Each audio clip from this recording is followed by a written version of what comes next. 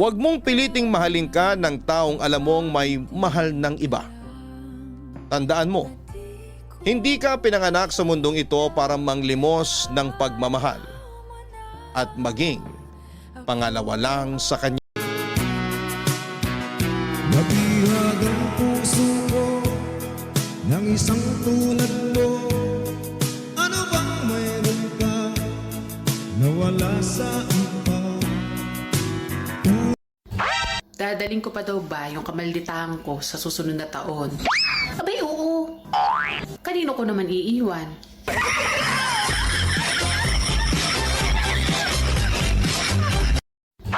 Dadaling ko pa daw ba yung kamalditahan ko sa susunod na taon? Abay, oo. Kanino ko naman iiwan?